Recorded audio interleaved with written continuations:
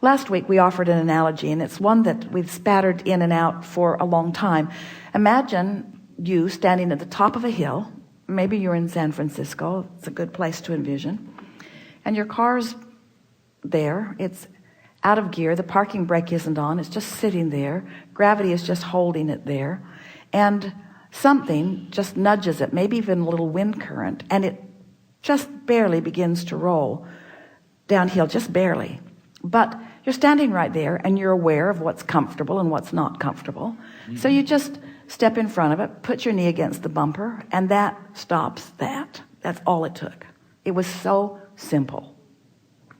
But let's say you're used to things being uncomfortable, and so you weren't alarmed in the discomfort because you're used to it, and so momentum began. And so you go all the way down to the bottom of the hill, and you're watching it come at you, and you say, I got it, I got this, I got this, I got this, and it's not that comfortable. It would have been way easier earlier. Jerry used to offer the analogy of sitting before the fireplace with a fire is chink a pin, pop, pop, pop, pop, pop, and it lands on your sweater. And if you do this, all is well. If you don't, it will burn a hole in your sweater pretty quickly. Mm-hmm.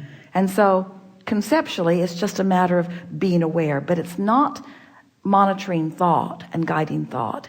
It's caring about resonance, which means resonance with what? Resonance with all that is good.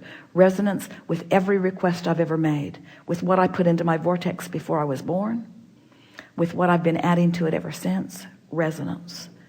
And what you begin to discover as you find that resonance is that you find yourself sometimes doing something that you said you wouldn't do, but doing it with confidence and certainty because it fits. It fits with all that you are. You're not weighing the pros and the cons anymore. You're not saying to this person, what do you think? And what do you think? And what do you think? Because I'm trying to find this right action in all the possible actions. Instead, because you've come into resonance with who you really are and with all that you want, this clarity about the action that's going to move you toward what you want is just so obvious and so vivid and so not controverted. There's no contest. It's like you don't feel like you need to ask anybody because and that's what that true inspiration is that you're reaching for, you see.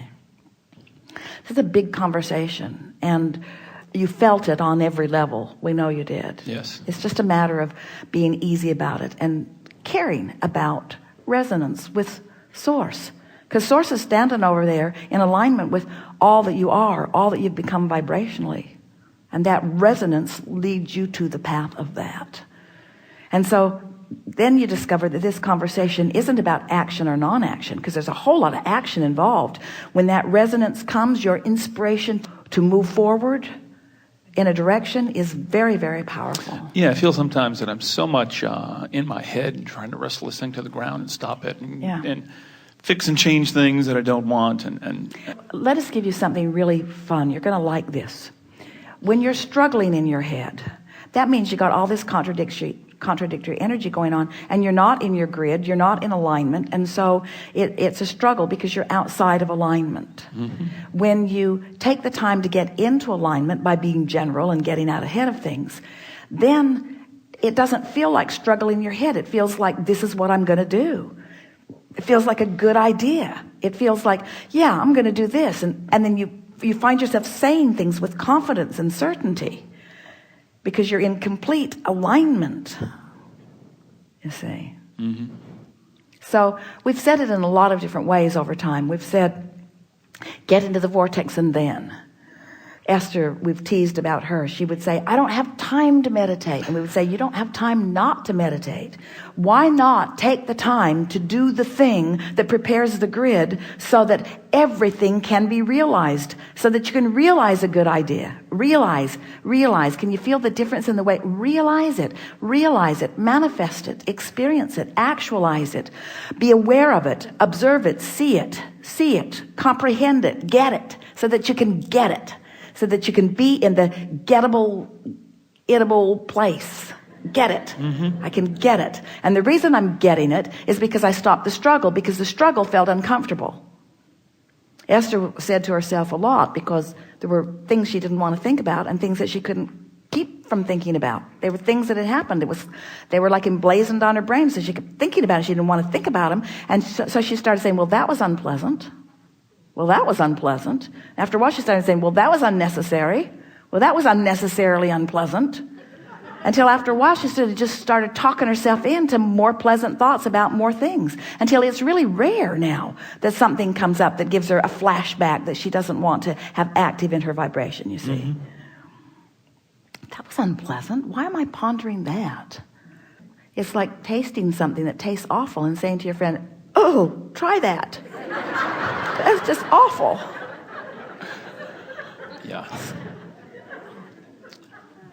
Any struggle you ever feel is because you are out of resonance with who you are. Yes.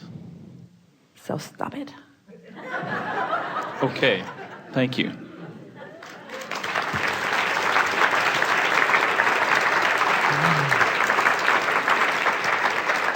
This is the perfect time for a segment of refreshment.